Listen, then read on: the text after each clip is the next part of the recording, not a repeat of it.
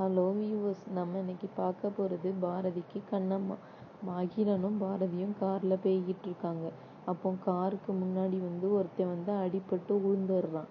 அப்போ அகிலனும் பாரதியும் இறங்கி போகிறாங்க. அப்போ அவன் என் கண்ணுக்குட்டியை கீழே தள்ளி விட்டுட்டீங்கல்ல, பார்த்து ஓட்டிட்டு வந்தானன்னு சொல்கிறான். அதுக்கு பாரதி சொல்கிறான், நாங்கள் கரெக்டாக தான் வந்தோம், நீ தான் டேனிங்கில் தப்பாக பண்ணிட்ட அப்படி சொன்னனே, என் கண்ணுக்குட்டி கீழே விழுந்துட்டு சொன்னேனே. அகிலன், உன் கண்ணுக்குட்டி எங்கே உளுந்து கிடக்குன்னு கேட்குறாங்க. அதுக்கு அவன் சொல்கிறான், அந்த கீழே உளுந்து கிடக்குத எந்திக்க முடியாமல் சொல்லி அவன் சைக்கிளை சொல்கிறான். அதுக்கு அகிலன் சொல்கிறான், எனக்கு உன் கண்ணுக்குட்டியை கூட்டிக்கிட்டு நீ அங்கே போகணும்னு சொல்கிறான். அதுக்கு அவன் சொல்கிறான், என் கண்ணுக்குட்டி பாவம் கீழே விழுந்துட்டு, அதுக்கு நீங்கள் கண்டிப்பாக பணம் தாங்க சொன்னனே. பாரதி சரி நான் தாரேன்னுட்டு காரில் போய் பணத்தை எடுத்து கையில் கொடுத்துட்றான். அதுக்கு அவனும் சரி இனிமையாவது பார்த்து போங்க அப்படி சொல்லிட்டு அவன் போயிடுறான். அப்போ அகிலன் கார் பஞ்சர் ஆகிட்டு பாருடா அப்படி சொல்கிறான். ஐயோ, நான் தான் சொன்னேனே கிளம்பும் போச்சுலே சகுனம் சரியில்லைன்னுட்டு, நீ கேட்டியா அப்படி சொல்லிட்டு, நான் இனிமேல் உன் கூட வரல, நான் ஆட்டோ பிடிச்சி போயிடுறேன்னு சொல்லி அங்கே ஒரு ஆட்டோ நிற்கிது. அதில் அகிலன் ஏறி போயிடுறாரு.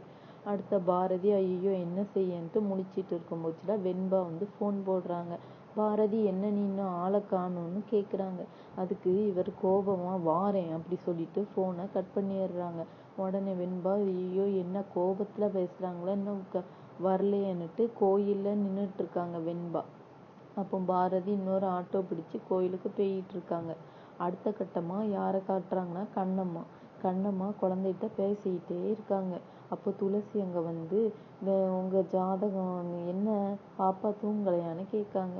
அதுக்கு கண்ணம்மா சொல்கிறாங்க, இல்லை அவள் முழிச்சு தான் இருக்கா சொல்லிட்டு. அடுத்த நம்ம ஜாதகத்தை பற்றி அவங்க பேசுகிறாங்க. பாப்பாவுக்கு ஜாதகம் எழுதியாச்சான்ட்டு. அதுக்கு யார் ராசியும் பாப்பா ராசியும் ஒன்று தான்னுட்டு கண்ணம்மாட்ட பேசிட்டு அப்படி இருக்காங்க. அப்போ கண்ணம்மா உன் ராசி என்ன சொன்னனே. கண்ணம்மா என் ராசி யாருக்கும் சொல்ல வேண்டாம், அது எனக்கே தெரிஞ்சிடும், ஏன்னா அது என் ராசி, நான் ஊரை விட்டு தான் போக போகிறேன்னு, நாளைக்கு என்ன நடக்க போகுதுன்னு எனக்கு உடனே தெரிஞ்சிடும்னு கண்ணம்மா சொல்கிறாங்க. நீங்கள் தான் சொல்லுங்கள் நான் சொல்கிறேன்ட்டு என் ராசி சிம்மம் சொன்னேன்னு இவங்க ஃபோனில் சிம்ம ராசி எடுத்து படிக்கிறாங்க. நீங்கள் இப்போ கவலையில் இருந்தாலும் பிறவும் உங்களோட கவலையெல்லாம் என்னதான் மறைஞ்சிரும் கூடிய சீக்கிரம்னு சொல்லுவாங்க. கண்ணம்மா எனக்கு இதுலனா நம்பிக்கை இல்லை அப்படி சொல்லிட்டு இருக்காங்க. துளசி நான் சரி நான் போயிட்டு வரேன்ட்டு கிளம்பிடுறாங்க. அடுத்ததாக யாரை காட்டுறாங்கன்னா கோயிலை காட்டுறாங்க. கோயிலில் வெண்பா நின்றுட்டே இருக்காங்க. அப்போ பாரதி ஆட்டோலேருந்து வந்துடுறாங்க. அப்போ பாரதி வந்தனே, அப்போ ஐயர்கிட்ட சொல்கிறாங்க, நாங்கள் கல்யாணம் பண்ணிக்கிட போகிறோம், என்ன வாங்கன்னு சொன்னேனே, மாலையும் தாலியும் வாங்கிட்டு வாங்க, 5000 ரூபாய் காணிக்க வச்சுருங்க சொன்னேனே. சரி ஐயர் நானே வாங்கிட்டு வரேன் பாரதின்ட்டு போய் மாலையும் எல்லாம் வாங்கிட்டு நிற்காங்க. அப்போ 2 பேரும் ஐயர் வராங்க. ஐயர் சரி நீங்கள் மாலையை மாற்றிக்கோங்கன்னு சொல்கிறாங்க. 2 பேரும் மாலையை மாற்றிட்டு நிற்காங்க. பாரதி நான் உன்னையே கல்யாணம் பண்ணுவேன்னு நினச்சி பார்க்கல, நான் ரொம்ப சந்தோஷத்தில் இருக்கேன்னு சொல்கிறாங்க. அப்போ கண்ணம்மா அப்பா அங்கே வராங்க. அதை பாரதி பார்த்துடுறாரு. ஐயோ கண்ணம்மா அப்பா தானேன்னுட்டு வெண்பாட்டு சொல்கிறாங்க. அது கண்ணம்மாவோட அப்பா இருந்தால் என்ன, ஐயோ கண்ணம்மாட்ட போட்டு விட்டுருவாரு, நம்ம டைவர்ஸ் கூட வாங்கலை, கல்யாணத்தை நிப்பாட்டிடுவார், வா நம்ம ஒழிஞ்சுக்கலாங்காரு.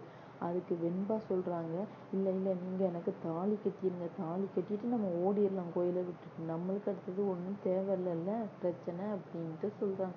இல்லை இவர் பார்த்த பிரச்சனை ஆயிடும்னுட்டு இவங்க 2 பேரும் கோயிலுக்கு அங்கே ஒழிஞ்சிட்டு இருக்காங்க. இவங்க கண்ணம்மா பேர்லேயும் இவங்க அப்பா என்ன செய்கிறாங்க, பூஜை செய்கிறாங்க.